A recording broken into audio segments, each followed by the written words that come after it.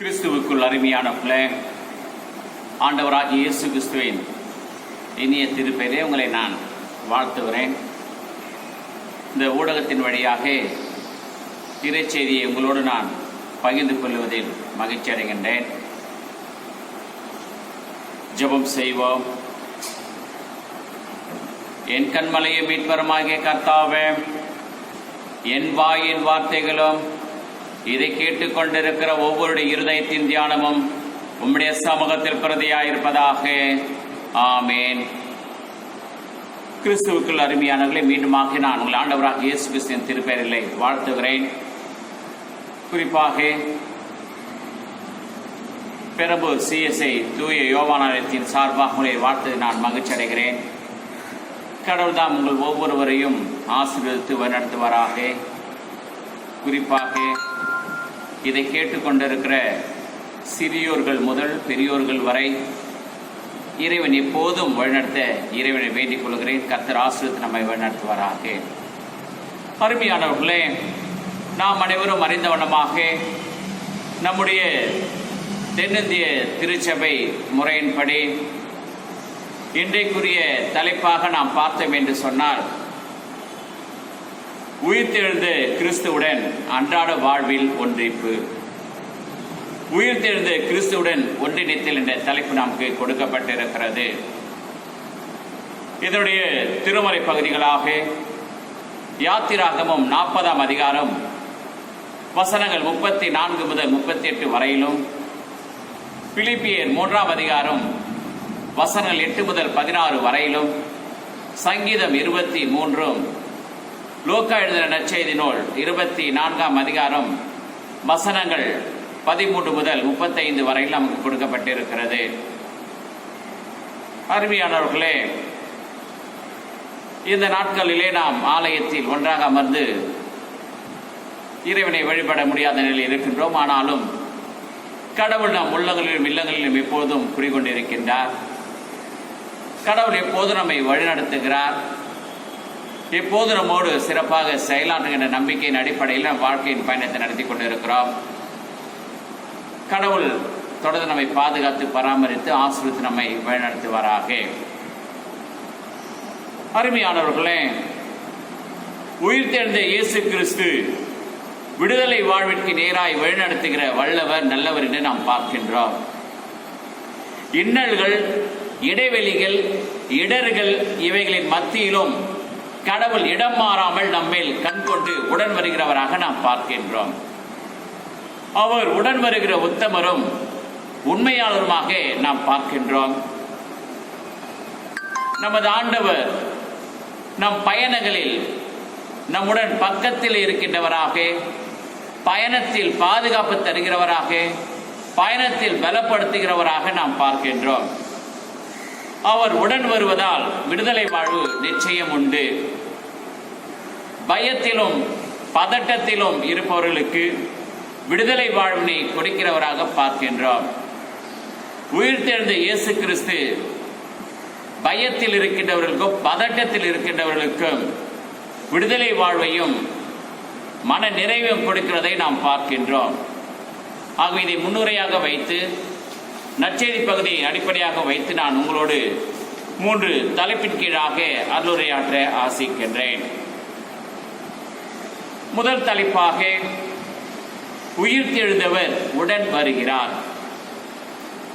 லூக்கா 24ஆம் அதிகாரம் 13ஆம் வசனம், சீடர்களில் 2 எருசலேமிலிருந்து எம்மாவூருக்கு சென்று கொண்டிருக்கின்றார்கள். அவர்கள் 2 எருசலேமில் நடந்த நிகழ்ச்சிகளை பேசிக்கொண்டு செல்கின்றார்கள். எருசலேமிலிருந்து அவர்கள் நடந்து கொண்டு செல்கின்றார்கள். அந்த 2 அங்கு நடந்த நிகழ்ச்சிகளை ஒருவருக்கு ஒருவர் பேசிக்கொண்டு செல்கின்றார்கள். அவர்கள் 2 அங்கு உரையாடி பேசிக்கொண்டு செல்லும் நிலையிலே இயேசு தாமே சேர்ந்து அவர்கள் நடந்து போகின்றார். லூக்கா 24ஆம் அதிகாரம் 15ஆம் வசனம், இயேசுவும் அவர்களோடு சேர்ந்து வருகின்றார். அவர்களோடு சேர்ந்து நடந்து செல்லுகின்றார். உயிர்த்தெழுந்தவர் அவர்கள் உடன் வருகிறதை இங்கு பார்க்கின்றோம். ஆனால் 2 பேசி செல்கிறார்கள், இயேசு கிறிஸ்து உடன் வருகின்றார். 16வது வசனத்தில் ஆனாலும் உடன் வருகிறவர் இயேசு என்று அறியாதபடிக்கு அவருடைய கண்கள் மறைக்கப்பட்டிருந்தது.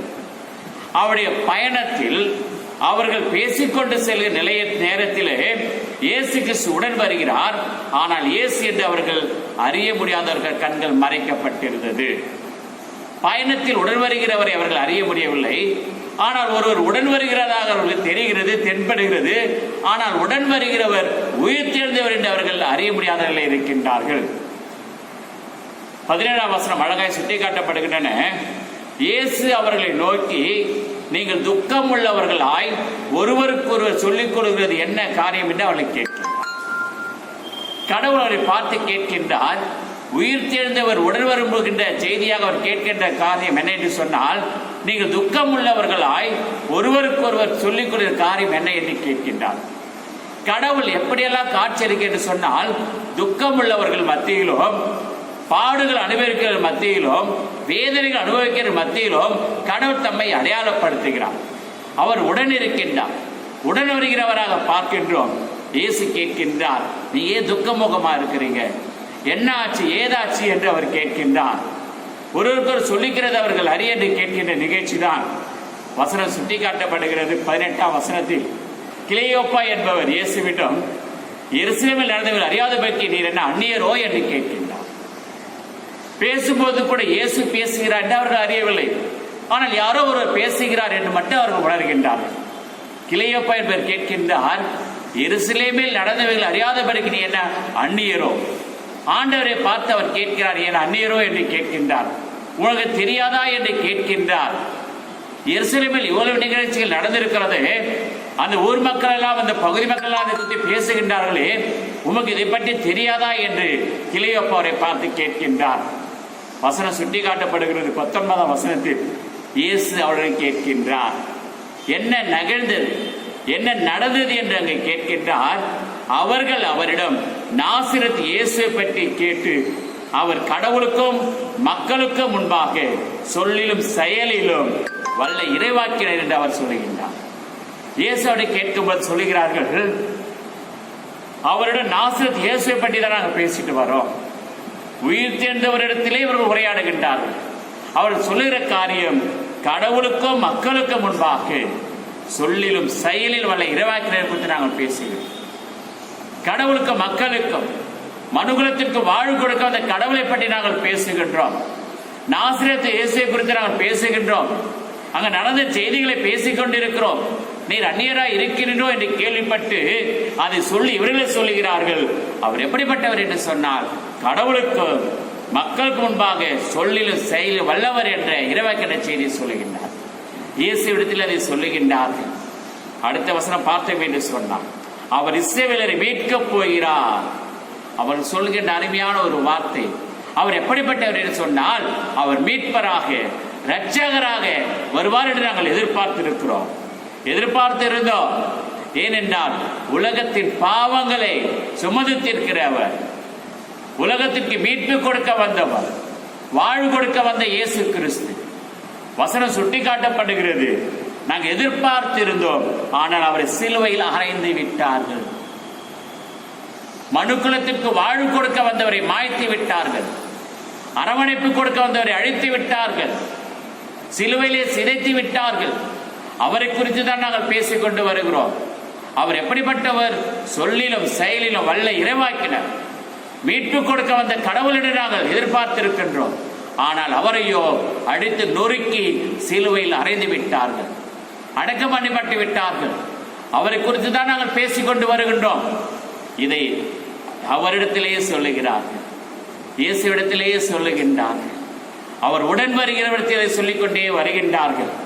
கடவுள் எப்போது உடன் வருகிறவர்? வசனம் தான் சுட்டி காட்டப்படுகிறது, நீ போகும் இடமெல்லாம் உன் தேவனாகிய கர்த்தர் உன்னோடு கூட வருகின்றார். நாம் எங்கெல்லாம் செல்லுகின்றோம் உடன் வருகிற கடவுளாக பார்க்கின்றோம். யோசா 1:9 தான் சுட்டி காட்டப்படுகிறார். கடவுள் உடன் வருகிறவர், செல்லுகிற இடத்தெல்லாம் உடன் வருகிறவராக நாம் பார்க்கின்றோம். அவர் நம்மோடு கூட இருக்கின்றவர். மத்தேயு 1:23 சுட்டி காட்டப்படுகிறது. இம்மானுவேல், கடவுள் நம்மோடு கூட இருக்கிறார். உடன் வருகிறவர், உடன் இருக்கின்றவர், நம்மோடு கூட இருக்கின்றார். அது மட்டுமல்ல, யோசுவா 1:5 உன்னை விட்டு விட்டு விலகுவதும் இல்லை, உன்னை கை விடுவதும் இல்லை. உடன் வருகிறவர் நம்மோடு கூட இருக்கிறார். உடன் வருகிறவர் கூட இருப்பது மட்டுமல்ல, கைவிடாமல் காக்கின்றார். அதன் பார்க்க யாத்திரை 30:14 என் சமூகம் முன்பாக செல்லும், என் சமூகம் உனக்கு முன்பதாக செல்லும். இதை கேட்டுக்கொண்டிருக்கின்றவர்களே, முதல் குறிப்பை நான் முடிக்கின்றேன். உயிர்த்தெழுந்தவர் உடன் வருகின்றார், அவர்களோடு அந்த செய்திகளை பரிமாறிக்கொண்டு வருகின்றார். முதல் குறிப்பை நான் முடிக்கின்றேன். இரண்டாவதாக, உயிர்த்தெழுந்தவர் உரையாடுகின்றார். உடன் வருவது மட்டுமல்ல, அவர் உரையாடுகிறார். லூக்கா 24:22 எங்களை சேர்ந்த பெண்களில் சிலர் அதிகாலையில் கல்லறை இடத்துக்கு போனார்கள். சொல்றாங்க, இயேசுவிடத்தில் சொல்லுகிறார்கள், எங்களை சேர்ந்த பெண்களில் சிலர், எங்களுடன் பெண்களில் சிலர் அதிகாலையில் ஆண்டவரை தேடி சென்றார்கள். அதிகாலையில் கடவுளை தேடி சென்றார்கள். ஆனால் கல்லறையில் கடவுள் இல்லை. கல்லறையில் அவர்கள் போய் பார்க்கிறார், கடவுள் அங்கு இல்லை. கல்லறை வெற்றிடமாக்கப்பட்டு இருக்கிறது. அதிகாலையில் சென்று பார்க்கின்றார்கள், ஏமாற்றம் அடைகின்றார்கள், திகில் அடைகின்றார்கள், உடைந்து போனார்கள். 23 அவருடைய சரீரத்தை காணவில்லை. அவர்கள் திரும்பி வந்து அவர் உயிரோடு இருக்கிறார் என்று சொல்லி பிரமிக்கப்படினார்கள். கல்லறையில் செல்லுகின்றார்கள். கல்லறையில் கடவுள் இல்லை. சொன்னவனமாக உயிர்த்தெழுகின்றார். வசனம் சுட்டி காட்டப்படுகிறது, அவருடைய சரீரத்தை அங்கு காணவில்லை. வைத்த இடத்தில் ஆண்டவர் இல்லை. அவர் திரும்பி வருகின்றார்கள். அவர் வந்து செல்லுகிற செய்தி என்ன என்று சொன்னால், உயிரோடு அவர் எழுந்திருக்கின்றார். அவர்களை சொல்லி பிரமிக்க பண்ணினார்கள். ஒரு ஆச்சரியமாக எதிர்பார்க்கின்றார்கள். பிரமிக்க செய்கின்ற செய்தியாக அவர்கள் அறிவிக்கின்றார்கள். இதை அவர்கள் அங்கு உரையாடி கொண்டு வருகிறார்கள். இயேசுவிடத்திலே, உடன் வருகிறவரிடத்திலே, உயிர்த்தெழுந்தவரிடத்திலே, உயிர்த்தெழுதலை குறித்து அவர்கள் பேசிக் கொண்டு வருகின்றார். 24 எங்களில் சிலர் கல்லறை இடத்திற்கு போய் அவரை அங்கு இல்லை என்றார்கள். எங்களை சேர்ந்த பெண்கள் செல்லுகின்றார்கள். கல்லறையில் கடவுளை என்று திரும்பி வருகின்றார்கள். அதை கேட்டு பிரமித்தார்கள். அதை தொடர்ந்து எங்களும் சில கல்லறை இடத்தில் போய் அவரை அங்கு இல்லை என்றார்கள். சீடர்கள் செல்லுகின்றார்கள். கல்லறை கடவுள் இல்லை என்று திரும்பி வருகின்றார். ஒரு ஏமாற்றத்தை அடைந்து வருகின்றார்கள். இதை உயிர்த்தெழுந்த இடத்தில் இவர்கள் உரையாடி கொண்டு வருகின்றார்கள். இதெல்லாம் நடந்தது அவர்கள் சொல்லிக் கொண்டு வருகிறார்கள். அதுவரையிலும் அவர்களோடு அவர் நடந்து கொண்டே வருகின்றார். எம்மாவோட சீடர்கள் அவர் நடந்து கொண்டே வருகின்றார், உரையாடி கொண்டே வருகின்றார். ஆனாலும் அவர் இயேசு என்று அறியாமலே அவர்கள் சொல்லிக் கொண்டு வருகின்றார். இன்று நம்முடைய வாழ்க்கையில் கூட பல நிலைகளில் கடவுள் உடன் வருகிறதை நாம் மறக்கின்றோம். கடவுள் நம்மோடு உரையாடுகிறதை பல நிலை மறக்கின்றோம். ஆனால் கடவுள் எப்போது உடன் வருகிறவராகவே இருக்கின்றார். எப்போது உரையாடுகிற கடவுளாகவே தம்மை அடையாளப்படுத்துகின்றார். இங்கு நடக்கிற நிகழ்ச்சி 25 இயேசு அவர்களை நோக்கி தம்மோடு வந்து அவர்களை பார்த்து சொல்லுகிறார், புத்தி இல்லாத மந்த இருதயம் உள்ளவர்களே, இதை நீங்க அறியாமல் இருக்கின்றீர்களோ? இதை பற்றி உங்களுக்கு தெரியாதோ? கிறிஸ்து இவ்விதமாய் பாடுபடவும் தமது மகிமையில பிரவேசிக்க வேண்டியதில்லையா என்றார். இயேசு தம்மை அழகாக அங்க செய்தியை வெளிப்படுத்துகின்றார். இவ்விதமாய் பாடுபடும் மனுக்குல வாழ்வு பெறக்க அவர் வந்தவர் என்றும், உலகத்தின் மீது அவர் அன்பு வைத்திருக்கிறார் என்றும், ஊழியத்திலே மக்களோடு தம்மை அடையாளப்படுத்தினார் என்றும், அவர் நன்மை செய்தவரால் உலகத்தில் திரிந்தார் என்றும், நன்மை செய்ததால் நயவஞ்சவர்கள் அடித்து நொறுக்கினார்கள் என்றும், அவர் அடித்து நொறுக்கப்பட்டு சிலுவையிலே சிதைக்கப்பட்டு அடக்கம் பண்ணப்பட்டு 3 நாள் எழுந்திருப்பார் என்று உங்களுக்கு தெரியாதா? இவ்விதமாய் பாடுபடவும் பாடுபட்டு மகிமையில பிரவேசிக்க வேண்டுதில்லை என்றார். இந்த செய்தி உங்களுக்கு தெரியாதா என்று அவர் கேட்கின்றார். மந்த இருதயம் உள்ளவர்கள் என்று சொல்லி இந்த வார்த்தையை சொல்கிறார். அவர் பிறந்து வளர்ந்து மரித்து உயிர்ந்து எழுந்து மாற்றுக்குள்ளே செல்ல வேண்டியது இருக்கிறது என்று உங்களுக்கு அறியாதா? இப்படி இருக்கிறதே என்று அவர் அங்கு அழகாக தன் உரையாடல் நிகழ்த்துகின்றார். உயிர்த்து எழுந்தவர் உடன் வருகிறவர்களோடு அடையாளத்தை தன்னை வெளிப்படுத்துகின்றார். சிறப்பாக இந்த வசனம் சுட்டி காட்டப்படுகிறது. அவர்கள் சொல்லுகிறார்கள், இது நடந்து 3 நாள் ஆகிறது. உயிர்த்தெழுந்து அங்கு காட்சி அளிக்கிறது செய்து உரையாடி கொண்டே வருகின்றார். பெண்களை செல்லுகிறார்கள், சீடர்கள் செல்லுகிறார்கள், கல்லறை இல்லை என்று திரும்பி வருகின்றார்கள். திரும்பி வந்த பிறகு இவர்கள் பிரமிக்கின்றார்கள். அப்பொழுது இந்த செய்தி பரிமாறிக்கொண்டு வரும்போதுதான் இயேசு கிறிஸ்து சொல்லுகிறார், அவர் பாடுபடவும் மகிமையிலே பிரவேசிக்க வேண்டுதலையா என்கின்றார். எனக்கு அருமையானவர்களே, இரண்டாவது குறிப்பை நான் முடிக்கின்றேன். உயிர்த்தெழுந்தவர் உரையாடுகிறார். முதலில் உயிர்த்தெழுந்தவர் உடன் வருகிறார். உடன் வருகிறவர் இங்கு உரையாடுகின்றார். மூன்றாவதாக பார்த்தோம் என்று சொன்னால் உயிர்த்தெழுந்தவர் உணவளிக்கின்றார். உணவளிக்கின்றார். உயிர்த்தெழுந்த மூன்றாவது தலைப்பு. உடன் வந்து உரையாடி உணவளிக்கிற மூன்றாவது தலைப்பு. லூக்கா 24ஆம் அதிகாரம் 28ஆம் வசனம். அவர்கள் தாங்கள் போக வேண்டிய ஊரை நெருங்கி வந்தார்கள். அவரோ அதுக்கு அப்பால் போகிறவர் போல காட்டிக்கொண்டார். நன்றாக கவனிங்க இந்த வசனத்தை. அவர்கள் உரையாடிக் கொண்டே வருகின்றார்கள், பேசிக்கொண்டே வருகின்றார்கள். வருகிற இடம், அந்த ஊர் வந்த உடனே, ஊரை நெருங்கிய உடனே அவரும் அங்கிருந்து அப்பால் போகிற போல காட்டிக்கொண்டார். போகவில்லை, அவர்களிருந்து பிரிந்து போவதைப் போல, அவர்கள் வந்த இடம் வந்தவர்கள் தனித்து போவதைப் போல அவர் காட்டிக் கொள்ளுகின்றார். 29ஆம் வசனம் அழகான வசனம். அவர்கள் அவரிடம் எங்களோடு தங்கும், ஏனெனில் மாலை நேரம் ஆயிற்று, பொழுதும் போயிற்று என்று அவரை சொல்லி கட்டாயப்படுத்தினார்கள். அவரை இணங்க வைத்தார்கள். அவர் அங்கு தங்குமாறு சென்றார். இதுதான் மைய செய்தி. அவர்கள் அவரிடம் எங்களோடு தங்கும். இவ்வளவு நேரம் நீங்க பேசிட்டு வந்தீங்க, ஆனால் அதுவரை இயேசு அவர்களுக்கு தெரியாது, உயிர்த்தெழுந்தவென்று தெரியாது. அவர் சொல்லுகின்றார்கள், எங்களோட நீங்க தங்கி. என்ன காரணம்? நம்ம பேசிட்டே வந்தோம், ரொம்ப நேரம் பேசிட்டு வந்தோம், அது மட்டும் எங்கள் உடன் வந்தீங்க, பொழுது போயிடுச்சு, மாலை நேரம் ஆச்சு, இரவு வந்துடுச்சு, இதுக்கப்புறம் நீங்க போக முடியாது, எங்களோட தங்கிடுங்க. பாருங்கள், உடன் வந்தவரை, உரையாடி கொண்டு வந்தவரை தங்களோடு இருக்கும்படி அவர்கள் வேண்டுகிறார்கள். அவரை கட்டாயப்படுத்துகின்றார்கள். என்ன சொல்லுகிறார்கள்? எங்களோடு தங்கியிரும். காரணங்களை மையப்படுத்துகிறார்கள். மாலை நேரம் ஆகிவிட்டது. அப்படி என்று சொன்னால் அவர் உரையாடல் எப்படி இருந்திருக்கும் பாருங்கள். தங்களோடு அவர் தங்க வேண்டும் என்று விரும்புகின்றார்கள். அப்படி சொன்னால் இயேசுடைய உரையாடல், இயேசுடைய செய்தி அவருக்கு எவ்வளவு இனிமையா இருந்திருக்கு என்று பாருங்கள். உடன் வருகிறவர்கள் இடையிலே விட்டு சென்று விடவில்லை. மாலை நேரம் ஆகிவிட்டது, நீங்கள் சென்று விடுங்கள் சொல்லவில்லை, அவரை தங்களோடு இருக்கும்படி சொல்லுகிறார்கள். அப்படி என்றால் கடவுளுடைய வார்த்தை அவர் எவ்வளவு கவனித்திருக்கிறார் என்று பாருங்கள். அந்த வார்த்தை எப்படி அவர் செயலாற்ற இருக்கிறது என்று பாருங்கள்.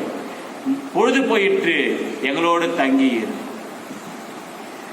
இரவு நேரமாக போகிறது, அவர் இணங்க வைத்தார்கள். அவரும் அங்கு தங்குமாறு செல்லுகின்றார். அவரும் அங்கு தங்குமாறு செல்லுகின்றார். 30ஆம் வசனம் அழகாய் சுட்டி காட்டப்படுகிறது. அவர்கள் பந்தியில் இருந்தபோது அப்பத்தை எடுத்து கடவுளை போற்றி பிட்டு அவர்களுக்கு கொடுத்தார். இங்கு அப்பம் பிக்கப்பட்டது, அவருடைய கண்கள் திறக்கப்பட்டது. எப்பொழுது கண்கள் திறக்கப்பட்டது? உடன் வரும்போது கண்கள் திறக்கப்படவில்லை. ஆனால் திறந்தவது போல் பேசிக்கொண்டு வருகிறார்கள். உரையாடும் போது கண்கள் திறக்கப்படவில்லை. ஆனால் கண்கள் திறந்திருக்க உணர முடியவில்லை. இந்த இடத்துல 30ஆம் வசனத்திலே அவர்கள் பந்தியில் இருந்தபோது அப்பத்தை எடுத்து கடவுளை போற்றி பிட்டு அவர்களுக்கு கொடுத்தார். அப்பத்தை பிட்டு கொடுத்தார். அப்பம் பிற்கப்பட்டது, கண்கள் திறக்கப்பட்டது. அருமையானவர்களே, இந்த வசனம் சுட்டி காட்டப்படுகிறது. அடுத்த வசனம், அவர்கள் கண்கள் திறந்தன, அவரை அடையாளம் கண்டு கொண்டார்கள். உடனே அவர்களுக்கு அவர் மறைந்து போனார். அழகான பகுதி. கண்கள் திறந்தன, அவரை அடையாளம் கண்டு கொண்டார். எப்போது கண்கள் திறந்தன? அப்பத்தை அவர் கொடுத்த பிறகு. அவர்களை வாங்கின பின்பு கண்கள் திறக்கப்பட்டன.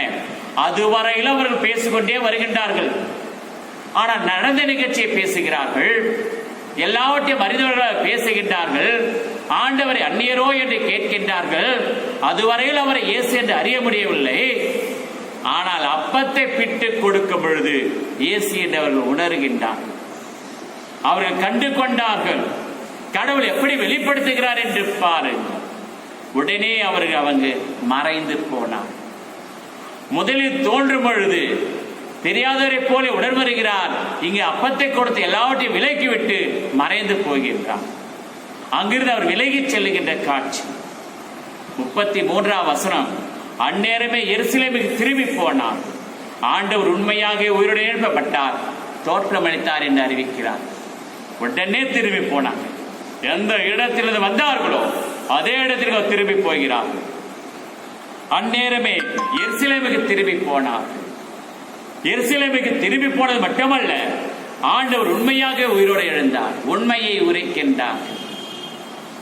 உடன் வருகிறவர் உரையாடினார், உரையாடினவர் உணவளிக்கின்றார்.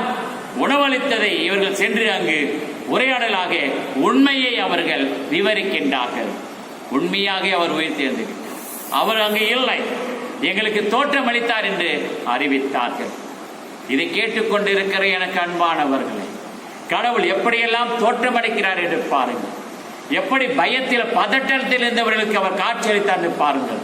இன்று நம்முடைய வாழ்க்கையில கூட பல நிலையில் பயங்கள், பதட்டங்கள், பல காரியங்கள் குறித்து நாம் எண்ணங்கள் ஏற்கனவே இருக்கின்றோம். எல்லாவற்றையும் உணர்த்துகிறவர் கடவுள், உடன் வருகிறவர் கடவுள். குறிப்பாக பார்த்தோம் என்று சொன்னார், அப்பம் பிற்கப்பட்ட போதுதான் கண்கள் திறந்தன. இயேசு கிறிஸ்து குறிப்பாக நாம் தியானித்துக் கொண்டு வருகின்றவனமாக இந்த அப்பங்களை குறித்து, இயேசு பெத்லேகேமில் பிறந்ததால் பெத்லேகம் அப்பத்தின் வீடு என்று அழைக்கப்படுகிறது. அவருடைய ஊழியத்தின் காலத்திலே 5 அப்பம் 2 மீனை ஆசீர்வதித்து பகிர்ந்து கொடுக்கின்றார். காட்டி கொடுக்கப்பட்ட நிறவிலே கட்டளை வேடனிலே என்னை நினைவு கூறும்படி இதை செய்யுங்கள் என்று திருவிருதனை அங்கு பரிமாறுகின்றார். இங்கு உயிர்த்தெழுந்த பிறகு அங்கு சீடகுலத்தை அடையாளப்படுத்தி நடந்து வரும் பொழுது அப்பங்கள் பிட்டுக் கொடுக்கின்றார், கண்கள் திறந்தன. யோவானில பார்க்கிறோம், 21ஆம் அதிகாரத்தில் பார்க்கின்றோம், திபேரியா கடற்கரையில் அவர் நிற்கும் பொழுது அவர் இயேசு என்று அறியாதிருந்தார். மீன் பிடித்து வரும் சொல்லும் பொழுது கடற்கரையில் நெருப்பு மூட்டப்பட்டிருக்கிறது, அங்கு அப்பம் இருக்கிறது, வாருங்கள் உணவு அருந்துங்கள் என்று அங்கு அடையாளப்படுத்துகின்றார். ஆகவே இதனுடைய செய்தியாக பார்த்தோம் என்று சொன்னால் அப்பத்திற்கு முக்கிய இடம் கொடுக்கப்படுகிறது. ஏனென்றால் இயேசு கிறிஸ்து சொல்கிறார், நானே ஜீவ அப்பம், நானே ஜீவ அப்பம். அப்படிப்பட்ட இயேசு கிறிஸ்து நம்மோடு கூட இருக்கிறார். இன்று நம்முடைய வாழ்க்கையிலும் எதை குறித்து நாம் பயத்தோடு பதட்டத்தோடு இருக்கிறோமோ, எதை குறித்து சோர்ந்து போயிருக்கிறோமோ, எதை குறித்து கலங்கி போயிருக்கிறோமோ, மனவேதனை இருக்கிறோமோ, கடவுள் நம்மோடு கூட இருக்கிறார். கடவுள் ஒருபோது நம்மை விலகாதவர், ஒருபோது நம்மை தனியை விட்டு செல்கிறவர் அல்ல, உடன் வருகிறவர். ஆக எனக்கு அருமையானவர்களே, ஒரு நம்முடைய வாழ்க்கையில கஷ்டங்கள், போராட்டங்கள், உபத்திரவங்கள், மன உளைச்சல்கள், கண்ணீர்கள், கவலைகள் இருக்குமே என்று சொன்னால் எல்லாவற்றையும் மாற்றி அமைக்கிற ஆண்டவர், கண்ணீரை களிப்பாக மாற்றுகிறவர், முத்துக்கம் சந்தோஷமாக சொன்ன ஆண்டவர் எல்லா ஆசீர்வாதத்தை நிறைவேற்றி தருவார். இதை கேட்டுக்கொண்டிருக்கிற எனக்கு அருமையானவர்களே, உங்களுடைய வாழ்க்கையிலும் நம்முடைய குடும்ப வாழ்க்கையிலும் சமுதாய வாழ்க்கையிலும் இருக்கிற பயத்தை எல்லாம் கடவுள் நீக்கி போய் எல்லா வித ஆசீர்வாதத்தை தந்து வழிநடத்துவார். ஆகவே சந்தோஷம் சமாளித்துவார். இதை கேட்டுக்கொண்டிருக்கிற ஒவ்வொருவரையும் கடவுள் தொடர்ந்து ஆசீர்வதித்து சிறப்பாக வழிநடத்துவாராக. ஆமென். ஜெபம் செய்வோம். எங்களை நேசிக்கிற அன்பின் கடவுளே, ஆண்டவரே, இந்த நாளுக்காக நாங்கள் நன்றி செலுத்துகிறோம். ஒவ்வொரு நாளும் உமது கிருபையும் ஆசீர்வாதத்தையும் பார்த்து நாங்கள் மகிழ்ச்சி அடைகிறோம். உம்முடைய தெய்வீக திட்டத்தின்படி சித்தத்தின் ஆண்டவரே, உயிர்த்தெழுந்த ஆண்டவர் வாழ்வில் ஒன்றிப்பு என்ற தலைப்பை நாங்கள் சிந்தித்தோம். உயிர்த்தெழுந்த ஆண்டவர் உடன் வருகிறார், உயிர்த்தெழுந்த ஆண்டவர் உரையாடுகின்றார், உயிர்த்தெழுந்த ஆண்டவர் உணவளிக்க என்ற தலைப்பை குறித்து நாங்கள் சிந்தித்தோம். பயத்திலும் பதட்டத்தில் இருக்கிற மக்களுக்கு நீர் வாழ்வு கொடுக்கின்றவர். குறிப்பாக இந்த நாட்களில் உலகத்தை உலுக்கி கொண்டிருக்கிற, உலக நாடுகள் அச்சுறுத்தி கொண்டிருக்கிற கொரோனா வைரஸை குறித்து மனம் உடைந்து போகிறோம். அநேகர் மறித்திருக்கிறார்கள், பலியாகி இருக்கின்றார்கள். அந்த குடும்பங்களுக்கு ஆறுதலை தாரும். அநேகர் மருத்துவர்கள் அனுமதிக்கப்பட்டு சிகிச்சைக்காக இருக்கிற நேரத்தில் ஆண்டவரே, வெகு விரைவில் நலவடைய வேண்டுமே நாங்கள் மன்றாடுகிறோம். இன்னும் இப்படிப்பட்ட கொடிய வியாதி மக்களை ஆட்கொள்ளாத வண்ணம் ஆண்டவரே நீர் பாதுகாத்து நாங்கள் மன்றாடுகிறோம். இந்திய நாட்டிற்காக, தமிழ்நாட்டுக்காக குறிப்பாய் கூட ஆண்டவரே ஒவ்வொரு ஆசீர்வதியும், இதை கேட்டுக்கொண்டிருக்கிற ஒவ்வொரு உள்ளங்களை வெள்ளங்களை ஆசீர்வதியும். வாழ்க்கையிலே சந்தோஷம், சமாதானம், மகிழ்ச்சி, மனநிலைத்தாரோம். உண்மையை நாங்கள் நம்பி வாழ்ந்து கொண்டிருக்கிறோம். உண்மை நம்பிய நீ ஒருபோதும் கைவிடுவது கிடையாது ஆண்டவரே. எங்களோ எல்லா நன்மை நிறைவேற்றாரும். தாழ்த்தி கத்தில் கொடுக்கிறோம். ஏற்றுக்கொள்ள வழிநடத்தும் ஆசீர்வதியும். இயேசுவின் வழியாக ஜெபிக்கிறோம் நல்ல பிதாவே. ஆமேன். நம்முடைய ஆண்டவராக இயேசு கிறிஸ்துவின் கிருபையும் பிதாவாகிய தேவனுடைய அன்பும் பரிசுத்த தூய ஆவியின் ஐக்கியம் இப்போதும் எப்போதும் சதா காலம் நம் மனதில் நிலைத்திருப்பதாக. ஆமென். ஆமென்.